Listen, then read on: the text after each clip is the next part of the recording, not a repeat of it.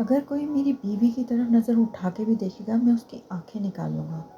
اور وہ سالہ تو میری بیوی کے لیے رشتہ ہی بھجوا چکا تھا۔ مگر مجھے کچھ نہیں پتا، میں کچھ نہیں جانتی، پھر بھی آپ مجھ پر غصہ کر رہے ہیں۔ میری کوئی غلطی نہیں ہے۔ وہ بچوں کی طرح روتے ہوئے صفائی دے رہی تھی، مگر اپنے بچپنے میں وہ ایک چیز بہت اچھی کر رہی تھی کہ اب تک اس کے سینے کے ساتھ چمٹی ہوئی تھی۔ وہ میرا کو گود میں اٹھا کر بیڈ کی طرف لے جا رہا تھا۔ یہ کیا کر رہے ہیں آپ؟ اپنی بیوی کو پیار کرنے لگا ہوں۔ آپ ایسا نہیں کر سکتے۔ اگر بھائی کو پتہ لگ گیا نا تو وہ ایک تو تمہارا بھائی ہر جگہ پہنچ جاتا ہے، تم تھوڑی دیر کے لیے اپنے بھائی کی مالا جپنا بند کرو گی؟ شامر چڑھ گیا تھا۔ میرا کی بات کو کاٹتے ہوئے اس نے بیچ میں کہا، میں چپ نہیں کر سکتی، آپ یہ غلط کر رہے ہیں۔ کیا غلط کر رہا ہوں میں؟ کیوں ڈانٹے گا تمہارا بھائی؟ سالہ اپنی بیوی کو پیار بھی نہیں کرنے دے گا؟ آپ میرے بھائی کو گالیاں مت دیں۔ بھائی کی بچی بھائی کے نام پر کیسے تڑپ جاتی ہے، اور شوہر بیچارہ جو یہاں تمہارے منہ سے صرف تمہارا نام، اپنا نام سننا چاہ رہا ہے، وہ تمہارے منہ سے نہیں نکل رہا۔ وہ میرا کو بیڈ پر لٹا کر چہرے پہ جھک گیا۔ ابھی وہ اپنے دل کی تھوڑی سی بات سننے ہی والا تھا کہ میرا مچھلی کی طرح اس کے نیچے سے سلپ ہوتی ہوئی بیڈ سے اتری اور کھڑی ہو گئی اور بھاگ کر دروازے کی طرف گئی۔ وہ دروازہ کھولنے ہی لگی تھی کہ شامیر اس تک پہنچ گیا۔ بھاگتے ہوئے میرا کا دوپٹہ شامیر کے نیچے ہی رہ گیا تھا۔ وہ بنا دوپٹے اور جوتے کے ہی کھڑی تھی۔ شامیر نے اسے بازو سے پکڑ کر اپنی طرف کھینچا اور گھماتے ہوئے میرا کو دروازے کے ساتھ لگا دیا۔ اس کے ہاتھوں کو اپنے ایک ہاتھ سے اس کی کمر کے پیچھے پن کر دیا۔ کیا لگتا ہے اے ایس پی کی جان کہ تم ایک پولیس والے سے تیز بھاگ سکتی ہو؟ تم صرف اور صرف اے ایس پی شامیر ملک کی ہو، اور اس بات کا احساس دلائے بنا تم یہاں سے نہیں جا سکتی۔ اس نے میرا کو دروازے سے لگایا ہوا تھا اور وہ گستاخیوں پہ گستاخیاں کیے جا رہا تھا۔ اس نے اپنا ایک ہاتھ اس کی کمر کے پیچھے رکھا تھا اور ایک ہاتھ سے اس کا سر پکڑا ہوا تھا۔ میرا کے لیے ہلنے کی کوئی گنجائش ہی نہ تھی۔ میرا اپنی گھٹتی ہوئی سانسوں کو بحال کرنے کے لیے خود کو دشمن جاں کی قید سے چھڑانا چاہ رہی تھی، مگر ایک پولیس والے کی پکڑ سے خود کو چھڑانا اس نازک سی جان کے لیے آسان نہیں تھا۔ وہ جل مچھلی کی طرح تڑپ تو سکتی تھی، مگر خود کو آزادی نہیں دلا سکتی تھی۔ شامیر جب اپنی حسرتیں پوری کر کے پیچھے ہٹا تو وہ چیخی، گندے ہیں آپ، بہت گندے ہیں۔ وہ روتے ہوئے اپنی اکھڑی ہوئی سانسوں کو ٹھیک کر رہی تھی۔ شامیر کے لبوں پر ہنسی آئی۔ اب مجھے جانے دیں ورنہ میں آپ کو ماروں گی۔ وہ رو رہی تھی اور شامیر کو ہنسی آ رہی تھی، مگر وہ اسے چپ کرانے کی کوشش کر رہا تھا۔ پلیز آپ مجھے گھر چھوڑائیں۔ ہاں چھوڑ آؤں گا، مگر تم پہلے اپنی حالت تو سدھارو، رونا بند کرو۔ اور وہ 1 منٹ کے اندر رونا بند کر چکی تھی۔ شامیر کو خود بھی لگ رہا تھا کہ اسے میرا کو چھوڑ آنا چاہیے، نہیں تو وہ کچھ ایسا کر جائے گا کہ پھر اس میرا کو چپ کرانا ناممکن ہی ہو جائے گا۔ آپ بہت گندے ہیں شامیر۔ ہاں ہاں گڈ، چلو آپ نے ان خوبصورت لبوں سے میرا نام تو لیا۔ آنے والے 1 ہفتے کے اندر آپ کی رخصتی ہونے والی ہے، تیار رہیے گا۔ مگر ابھی تو میری پڑھائی بھی مکمل نہیں ہوئی۔ میرا پریشان ہو کر بولی، ہو جائے گی پڑھائی، شادی کے بعد پڑھتے رہیے گا۔ روز آپ کو اپنے سینے سے لگا کر اپنی گود میں بٹھا کر سبجیکٹ پڑھایا کروں گا۔ وہ میرا کے نزدیک ہو کر سرگوشی میں بولا تو اس کے الفاظوں کی شوقیوں سے میرا کے پورے جسم میں بجلی سی کون گئی تھی۔ میرا کا دوپٹہ ٹھیک کر کے اس کے کاندھے پر چادر ڈالتے ہوئے اسے بہت محبت بھری نظروں سے دیکھتا ہوا اس کا ہاتھ پکڑ کر اسے اپنے ساتھ لیے ہوئے گاڑی میں بٹھا کر اس کے گھر چھوڑنے کے لیے نکل پڑا۔ امی جان پلیز بتا دیں کہ میرا کہاں ہے، میرے دماغ کی نس پھٹ جائے گی یہ سوچ سوچ کر کہ میرا کہاں ہے۔ اب کی بار رومان شاہ کی آواز تھوڑی اونچی ہوئی تھی۔ میرب بھی اپنے روم سے باہر آ گئی تھی۔ رومان بیٹا، مجھے تمہاری پریشانی کا اندازہ ہے، میں نے اسے کہیں بھیجا ہے، تمہیں کیا تجسس ہے پوچھنے کا؟ رومان شاہ کی ماں اصل میں اسے نہیں بتانا چاہ رہی تھی کہ میرا شامیر کے ساتھ گئی ہے۔ اگر وہ اسے بتاتی تو وہ بہت غصے میں آ جاتا۔ امی آپ میرا کے بارے میں مجھے نہ بتا کر بہت غلطی کر رہی ہیں۔ رومان شاہ کی آواز میں ایک بھاری پن تھا، نہ تو وہ اپنی ماں سے بدتمیزی کر سکتا تھا اور نہ ہی اونچی آواز میں بات کر سکتا تھا۔ رومان شاہ نے اپنے ہاتھ میں پکڑا ہوا پانی کا گلاس زور سے دبایا تھا، جس سے کانچ کا گلاس ٹوٹ گیا اور اس کے گلاس کے کانچ کے ٹکڑے رومان شاہ کے ہاتھ میں چبھے تھے۔ رومان کے ہاتھ سے خون کے قطرے ٹپ ٹپ فرش پر گر رہے تھے۔ رومان شاہ کی ماں اور میرب دونوں خون دیکھ کر تڑپ کے اس کے پاس آئی تھیں، مگر اس نے ہاتھ کے اشارے سے ان دونوں کو روک دیا تھا۔ امی جان، آپ پلیز بتا کیوں نہیں دیتی کہ میرا بھائی کے ساتھ گئی ہے؟ بے اختیار میرب کے منہ سے نکلا تو رومان شاہ نے چونک کر اپنی ماں کی جانب دیکھا۔ امی، کیا یہ سچ ہے؟ امی، آپ نے اس بغیرت کے ساتھ میری بہن کو کیسے جانے دیا؟ اپنی زبان کو لگام دو رومان شاہ۔ اسی وقت شامیر مرحا کو لے کر گھر کے دروازے سے اندر داخل ہوا تھا۔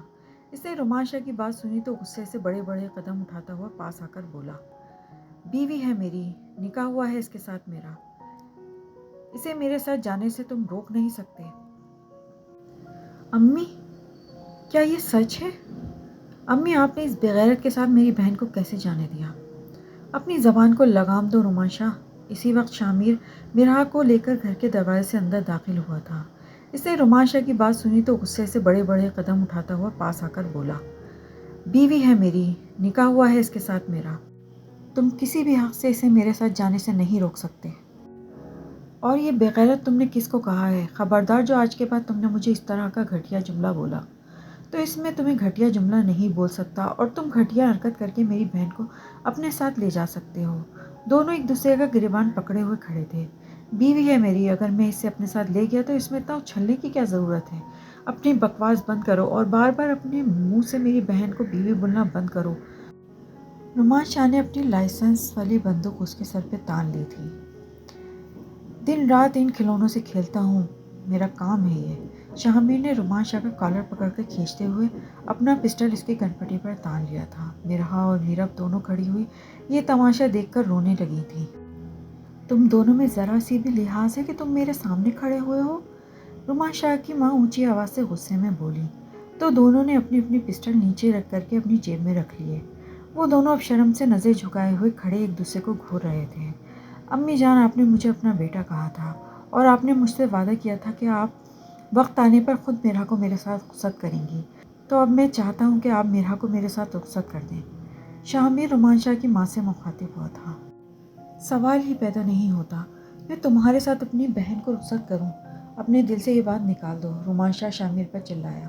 رومان شاہ، صرف تم ہی ضدی نہیں ہو، میں تم سے بھی بڑا ضدی ہوں، اور اب یہ میری ضد ہے کہ مجھے اسی ہفتے میں مرحا کی رخصتی چاہیے۔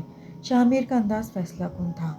شامیر بیٹا، میں نے جو وعدہ کیا ہے میں اسے پورا کروں گی، تم فی الحال چلے جاؤ اور اسی ہفتے کے اندر میں مرحا کی رخصتی کر دوں گی۔ رومان شاہ کی ماں نے شامیر کی طرف دیکھ کر اپنا فیصلہ سنایا۔ امی، مجھے ابھی شادی نہیں کرنی ہے، مرحا رو رہی تھی۔ تم چپ کرو اور اپنے کمرے میں جاؤ، اور شامیر بیٹا آپ بھی جائیں، میں آپ سے فون پہ بات کروں گی۔ شامیر رومان شاہ کی ماں سے سر جھکا کر پیار لیتے ہوئے وہاں سے چلا گیا تھا۔ رومان شاہ خفا نظروں سے اپنی ماں کو دیکھ رہا تھا۔ رومان، اب مرحا کی رخصتی کر دینا ہی بہتر ہے۔ رہی بات پڑھائی کی تو میری شامیر سے بات ہو چکی ہے، وہ شادی کے بعد بھی مرحا کی پڑھائی پر کوئی پابندی عائد نہیں کرے گا۔ مرحا اپنی مرضی سے جب تک چاہے پڑھ سکتی ہے۔ گڈ، ویری گڈ امی جان، جب آپ سارے فیصلے کر ہی چکی ہیں، سب ڈن ہے، تو پھر بات کرنے کی کوئی گنجائش بچتی ہی نہیں ہے۔ رومان شاہ غصے سے قدم اٹھاتا ہوا اپنے کمرے کی جانب بڑھ گیا۔ روم کے اندر جاتے ہی اس نے روم کا دروازہ دھڑ سے بند کیا تھا۔ روم کا دروازہ اتنی زور سے بند ہونے پہ میرب اچھل کے کھڑی ہو گئی تھی۔ یہ سب تمہاری وجہ سے ہو رہا ہے، سارے فساد کی جڑ تم ہو، تمہاری وجہ سے میری بہن کی زندگی بھی خراب ہو گئی ہے۔ رومان شاہ نے میرب کے سر پر ہاتھ رکھ کر پیچھے سے بالوں کو پکڑ کر کھینچتے ہوئے کہا۔ اچانک یوں بال کھینچنے سے میرب کی آنکھوں میں آنسو آ گئے تھے۔ میرب کو تو لگ رہا تھا کہ آج اس کے بال شاہ نے جڑ سے ہی اکھاڑ دینے ہیں۔ میرا بس چلے تو میں تمہارا گلا بھی دبا دوں، بس آپ کا ہی چلتا ہے، دبا دے میرا گلا، روز روز کی اذیتوں سے جان چھوٹ جائے گی، میں نے تو آپ کو خود پر سارے حق دیے ہوئے ہیں۔ رومان شاہ، دیکھیے گا ایک دن آئے گا جب آپ کی نفرت میری سچی اور کھری محبت کے سامنے گھٹنے ٹیکے گی۔ ایک دن آئے گا جب آپ کی آنکھیں صرف میرب کو دیکھنا چاہیں گی۔ ایک دن آئے گا جب آپ کے کان صرف میرب کو سننا چاہیں گے۔ ایک دن آئے گا کہ میرا لمس آپ کا جنون بن جائے گا۔ لیکن میری بھی اللہ سے دعا ہے کہ اس دن آپ کے پاس میں نہ رہوں۔ آپ بھی تڑپیں میری محبت کے لیے جس طرح میں تڑپ رہی ہوں۔ آپ کی محبت کے لیے میرے حصے میں آپ کی نفرت آ رہی ہے، تو آپ کے حصے میں بھی میری جدائی آنی چاہیے۔ میرب اتنے درد اور تیش میں یہ الفاظ بول رہی تھی کہ رومان شاہ کے جسم میں ایک جھرجھری سی اٹھی تھی۔ اپنی بکواس بند کرو، تم رہی اتنی پیر بابا جو یوں بددعائیں دے رہی ہو۔ پیر بابا نہیں ہوں مگر ایک انسان ضرور ہوں۔ میرا یقین ہے میرا رب دعائیں اور بددعائیں سنتا ہے۔ وہ روتے ہوئے اپنی ہتھیلیوں کو رگڑ کر بے دردی سے اپنے آنسو صاف کر رہی تھی۔ اتنی جلدی دعائیں اور بددعاؤں پر اتر آئی ہو؟ تمہیں تو بہت عشق تھا نا رومان شاہ سے، کہاں گیا تمہارا عشق؟ لگتا ہے بھوت آہستہ آہستہ اترنا شروع ہو گیا ہے۔ وہ روتے ہوئے اٹھ کر اپنا دوپٹہ بیڈ سے کھینچتے ہوئے گلے میں ڈال کر روم سے باہر جانے لگی تھی۔ کہاں جا رہی ہو؟ مرنے جا رہی ہوں۔ بعد میں مر لینا، پہلے میرے لیے کچھ کھانے کو لے آؤ، اور سنو زہر مت ڈال کے لے آنا۔ میرب کو چپ کر کے جاتے ہوئے دیکھ کر بلانے کے بعد رومان شاہ نے پیچھے سے آواز دی تھی، آپ کی جان لینے سے پہلے خود نہ مر جاؤں۔ وہ دروازے سے نکلتے ہوئے اپنے جملوں سے اپنی محبت کا اظہار کر گئی تھی۔ وہ دروازہ بند کر کے جا چکی تھی، مگر اس کے جملے جو وہ بول کر گئی تھی، رومان شاہ کے سخت ایٹیٹیوڈ والے چہرے پر کچھ سیکنڈ کی مسکراہٹ آئی تھی۔ میرب کے جانے کے بعد رومان شاہ واش روم میں آ گیا۔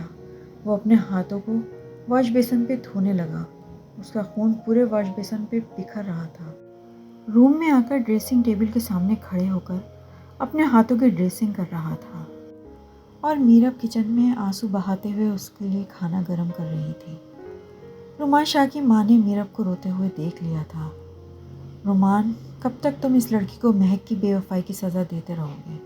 رومان شاہ کی ماں لمبی سانس کھینچتے ہوئے سوچ کر کہہ رہی تھی۔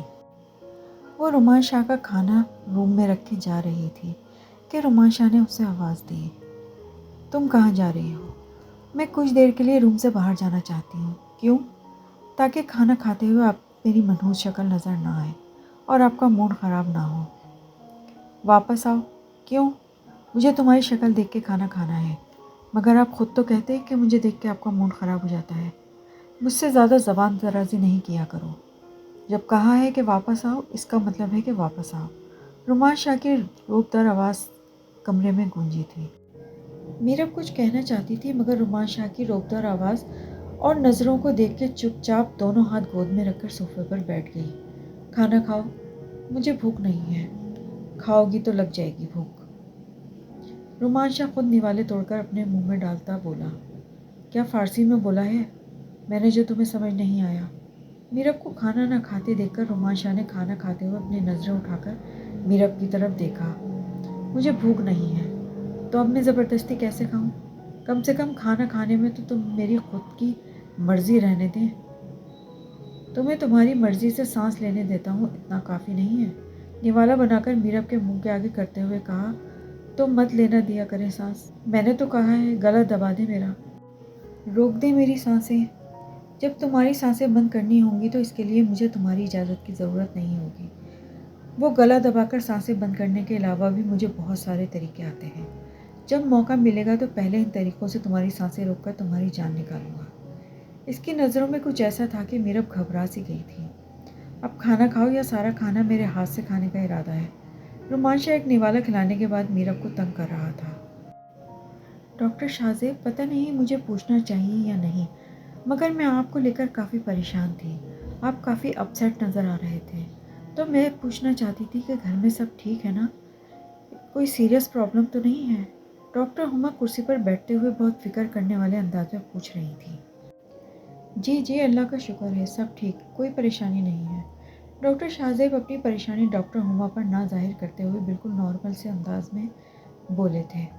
ڈاکٹر ہما بالکل بھی شاہزیب کی بات سے متفق اور مطمئن نہیں ہوئی تھی، لیکن منہ سے کچھ نہیں کہا، نارمل بیہیو کرتے ہوئے ادھر ادھر کی باتیں کرنے لگی۔ رومان بیٹا، اپنی بہن کو راضی خوشی رخصت کرو اور اپنے فرض سے سرخرو ہو جاؤ۔ رومان کی ماں رومان کو سمجھا رہی تھی، اور کل میرب کو ساتھ لے جا کر میرا کی شاپنگ کروا دینا۔ امی جان، آپ چلے جانا، مجھے کچھ ضروری کام ہے۔ رومان، باقی سب کام بعد میں ہوتے رہیں گے، کل تو میرب اور میرا کو ساتھ لے جا کر میرا کی شاپنگ کرواؤ گے، اور میرب کی بھی شاپنگ کروا دینا۔ وہ جب سے اس گھر میں آئی ہے بیچاری گھٹ گھٹ کے ہی جی رہی ہے۔ میرب گہری نیند میں سو رہی تھی، اس کی کروٹ رومان شاہ کی طرف ہی تھی۔ رومان شاہ نے گہری نظروں سے میرب کے خوبصورت چہرے کی جانب دیکھا۔ میرب کے نازک سے گال پر رومان شاہ کی انگلیوں کے نشان تھے، جو آج اس کا منہ پکڑنے کی وجہ سے اس کے چہرے پر آئے تھے۔ میرب کے نازک سے گالوں پر رومان شاہ کی انگلیوں کے पड़े हुए निशान इसके गालों को और भी खूबसूरत बना रहे थे, या फिर यूं कहें कि रुमाल शाह को अपने दिए हुए निशान मीरब के नाजुक गुलाबी गालों पर बहुत खूबसूरत लग रहे थे। रुमाल शाह ने नज़र भरकर मीरब के पिंक होठों की तरफ देखा था। रुमाल शाह पाँव से बेड कवर को खींचते हुए अपने ऊपर ओढ़कर अपनी साइड पर लेट गया, मगर इसकी नज़रें बार बार मीरब के चेहरे और उसके नेचुरल पिंक होठों पर जाकर रुक रही थी। रुमाल शाह को अपने अंदर बहुत तेज़ी से कुछ बदलता हुआ महसूस हो रहा था, जिसे वो एक्सेप्ट नहीं करना चाहता था, लेकिन बहुत जल्द उसका ये भरम टूटने वाला था। मीरब ने गहरी नींद में हाथ उठाकर रुमाल शाह के सीने पर रख दिया था। आज इतने सालों बाद रुमाल शाह का दिल एक बार फिर पूरी शिद्दत के साथ धड़का था। रुमाल शाह ने मीरब का हाथ पकड़कर अपने सीने से हटाकर आराम से बेड पर रख दिया। वो अपने दिल को फिर से इजाज़त नहीं देना चाहता था कि वो किसी के नाम पर यूं धड़क सके। वो अपनी करवट दूसरी जानिब लेकर आंखें बंद करके सो गया था। मीरब जो सोने की एक्टिंग कर रही थी, इस आहिस्ता से अपनी नम आंखें खोली। मीरब को रुमाल शाह का अपने ऊपर से हाथ हटाना बुरा लगा। इसका नाजुक सा दिल टूट गया था। बेअख्तियार छत की तरफ देखते हुए इसके लबों से दुआ निकली, ए अल्लाह, शाह के दिल में मेरी इतनी मोहब्बत पैदा कर दे कि एक दिन जिस तरफ से मैं खुद को शाह के पास ले जाना चाहती हूँ, इसी तरफ से शाह भी मेरे जानिब अपने कदम बढ़ाएं। मीरब ने हल्के से अपने लब हिलाते हुए अपने रब से ये दुआ की थी। इसे क्या खबर थी कि इसकी दुआ किसी और के कानों तक भी पहुंच गई थी। मीरब रुमाल शाह की तरफ से करवट बदलकर दूसरी जानिब करवट लेते हुए सो गई थी। मीरब बहुत ही गहरी नींद में सोती थी। मीरब तो गहरी नींद सो गई थी, मगर रुमाल शाह की आंखों की नींद उड़ चुकी थी। वो काफ़ी गहरी नींद सो रही थी। रुमाल शाह ने इसकी तरफ करवट लेते हुए सर को उठाकर देखा। वो रुमाल शाह के हाथ न चाहते हुए भी मीरब की जानिब बढ़ रहे थे। वो सोते हुए बहुत खूबसूरत लग रही थी। रुमाल शाह ने इसकी कमर में हाथ डालकर आहिस्ता से इसकी करवट अपनी जानिब की थी। मीरब गहरी नींद में थी। इसे कुछ पता नहीं चला कि कब इसकी करवट बदलकर वो दुश्मन जहाँ अपनी तरफ कर चुका था। मीरब का चेहरा बिल्कुल रुमाल शाह के सामने और बेहद नज़दीक था। रुमाल शाह बेख्तियार गहरी नींद में सोई हुई मीरब के चेहरे पर झुक गया। रुमाल शाह ने बहुत ज़ोर से उसके गालों को चूमा था। गहरी नींद में सोती हुई मीरब हल्का सा हिली थी। आखिर रुमाल शाह के लब का लम्स था जो मीरब महसूस कैसे न करती। रुमाल शाह के लबों ने शर्फ पहली बार किसी को बख्शा था। रुमाल शाह इसके करीब से करीब तर होता जा रहा था। वो जितना मीरब के करीब हो रहा था, उतना ही खुद पर से कंट्रोल खो रहा था। मीरब की गहरी नींद का रुमाल शाह भरपूर फ़ायदा उठा रहा था। रुमाल शाह इसके नाजुक से वजूद को देखकर मुस्कुराया था। पागल लड़की, खुदा से दुआएं करके मेरे दिल में जो अपने लिए मोहब्बत के फूल खिला रही हो, अगर वो फूल पूरी तरह खिल गए तो बहुत पछताओगी। अपनी मांगी हुई दुआओं पर मैं तुम्हारी सांसें भी पी जाऊंगा। बहुत छोटी और नाजुक हो अभी, बेवकूफ़ लड़की, रुमाल शाह की मोहब्बत को झेलने के काबिल नहीं हो। जब रुमाल शाह की गुस्ताखियाँ ज़्यादा बढ़ने लगीं तो मीरब के वजूद में हलचल हुई और वह गहरी नींद से बेदार होने लगी। तो रुमाल शाह इससे दूर हटकर आंखें बंद करके लेट गया। मीरब ने आंखें खोलकर इधर उधर देखा। गहरी नींद में कुछ न समझ आने पर वो दोबारा से सोने की कोशिश करने लगी। मीरब नींद में डर गई थी। इसे समझ नहीं आ रहा था कि ये क्या हुआ है। इसने देखा कि रुमाल शाह सो रहा है। मीरब रुमाल शाह की तरफ मुंह करके दोबारा सो गई थी, फिर से गहरी नींद में चली गई थी। रुमाल शाह ने इसे गहरी नींद में देखकर फिर से इसकी कमर में हाथ डालकर उसे खुद के करीब करते हुए सीने से लगा लिया था। मीरब कहीं न कहीं कामयाब हो चुकी थी रुमाल शाह के सख्त दिल की दीवारों को हिलाने में। मीरब ने रुमाल शाह की माँ को देख के पाँचों वक्त की नमाज़ पढ़ना शुरू कर दी थी। इस वक्त भी फजर में उसकी आँख खुल गई थी और वो बेड से उठने ही लगी थी तो उसे अपने ऊपर भारीपन महसूस हुआ। मीरब ने आंखें मलते हुए देखा तो अपने ऊपर रुमाल शाह को पाया, जो गहरी नींद में सोया हुआ अपना हाथ मीरब के ऊपर गुजारता हुआ आधे से ज़्यादा मीरब के ऊपर लेटा हुआ था। इसके खर्राटे ये बता रहे थे कि वो इस वक्त गहरी नींद में है। रुमाल शाह को अपने इतने करीब पाकर मीरब की धड़कनें उथल पुथल हो रही थीं। मीरब ने नमाज़ पढ़ने के लिए जाना था, इसलिए रुमाल शाह को धकेल कर अपने ऊपर से साइड पर करना चाहा। उफ अल्लाह मियाँ, कितना भारी शरीर है। मीरब के धकेलने से रुमाल शाह अपनी जगह से टस से मस भी नहीं हुआ था। मीरब की बड़बड़ से रुमान की नींद खुल गई थी। अगर मेरा शरीर बहुत भारी है तो जो रात को तुमने अपना 2.5 किलो का हाथ मेरी छाती पर रखा था, उसके बारे में क्या ख्याल है? रुमाल शाह इसके ऊपर से हटकर अपनी जगह पर लेटते हुए बोला। کہاں جا رہی ہو؟ نماز پڑھنے جا رہی ہوں۔ ویری گڈ، امی کی صحبت میں تم تو نیک سیرت بن گئی ہو۔ چلیں، آپ تو ہمیشہ سے امی جان کے پاس رہتے ہیں، آپ کی سیرت تو بہت زیادہ اچھی ہوگی، اس لیے آپ بھی اٹھ کر فجر کی نماز پڑھ لیں۔ میرب بنا پلٹ کر دیکھے جاتے جاتے بول کر گئی تھی۔ وہ سو کر اٹھا تو اس کی نظریں میرب کو ڈھونڈ رہی تھیں۔ اس نے کچن میں جھانک کر دیکھا تو وہاں پر صرف ذکیہ کچن کی ملازمہ کھڑی برتن دھو رہی تھی۔ وہ اپنے ٹراؤزر کی جیب میں ہاتھ ڈالے اپنی ماں کے روم کی طرف چل دیا۔ رومان شاہ کی ماں ہمیشہ کی طرح فجر کی نماز کے بعد کچھ دیر آرام کی غرض سے لیٹی ہوئی تھی۔ اب اس کا رخ میرا کے کمرے کی جانب تھا۔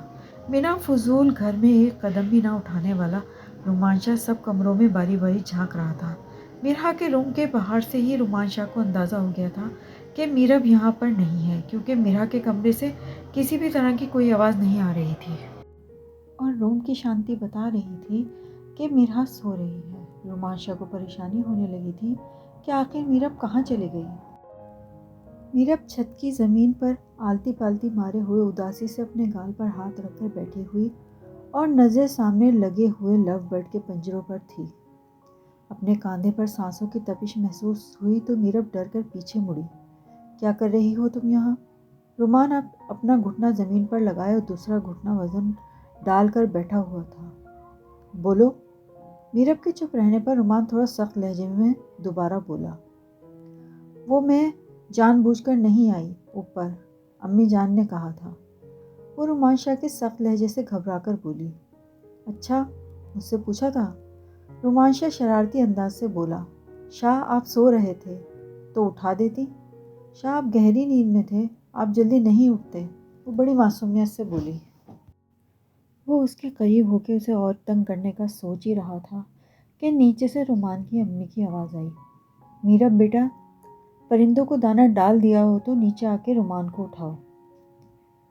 جی امی جان، آ رہی ہوں، وہ ڈر کر چیختے ہوئے بولی۔ وہ رومان شاہ کے ہاتھوں کے نیچے سے نکلتی ہوئی بھاگ کر دھڑ دھڑ سیڑھیوں سے نیچے چلی گئی۔ بیٹا جا کے رومان کو اٹھا دو۔ امی جان وہ اٹھ چکے ہیں۔ اتنی جلدی خود سے کیسے اٹھ گیا؟ امی جان آپ کی بہو کو بلانے گیا تھا، مجھے کچھ کام ہے، سائیڈ نظروں سے میرب کی جانب دیکھتے ہوئے آنکھ کا اشارہ کیا۔ ہاں میرب بیٹا، جاؤ تم آفس کی تیاری کرا دو اسے۔ نہیں امی جان، میں ناشتے میں ذکیہ کی ہیلپ کرا دیتی ہوں۔ نہیں بیٹا، تم جاؤ اس کے آفس کی تیاری کراؤ۔ رومان شاہ اپنی ماں کو میرب سے بات کرتے ہوئے چھوڑ کر اپنے روم کی جانب قدم بڑھا گیا۔ میرب چور آنکھوں سے جاتے ہوئے رومان شاہ کی جانب دیکھ رہی تھی۔ رومان شاہ نے جاتے جاتے واپس پلٹ کر میرب کی جانب دیکھا اور آنکھ کے اشارے سے اسے روم میں آنے کو کہا۔ میرب رومان شاہ کے بدلے ہوئے تیور دیکھ کے بہت گھبرائی ہوئی تھی۔ رومان شاہ آج الگ ہی خمار میں آفس آیا تھا۔ آج اسے میرب نے تیاری میں بہت ہیلپ کی تھی۔ کچھ خاص اور اہم کام نپٹانے کے لیے رومان شاہ نے اپنے سیکرٹری دلاور کو اندر بلایا۔ جی سر۔ دلاور، کل ہمیں لاہور کے لیے نکلنا ہے، لاہور کی 2 ٹکٹ فائنل کرو۔ لیکن سر، آپ سے کافی دنوں سے ملنے کے لیے اویس شاہ آ رہا ہے، آج بھی وہ آپ سے ملنے کے لیے کافی دیر سے ویٹ کر رہا ہے۔ بول دو جا کر کہ میں بزی ہوں، ابھی نہیں مل سکتا۔ سر جی، اور کل کی پوری تیاری رکھنا ہے، میں گھر جا رہا ہوں۔ جی سر۔ آج کوئی خاص میٹنگ تو نہیں ہے؟ نو سر۔ تو گڈ ہو گیا، اب تم جاؤ اویس شاہ کو نکالو یہاں سے۔ جی سر۔ دلاور دروازہ بند کر کے آفس روم سے باہر چلا گیا تھا۔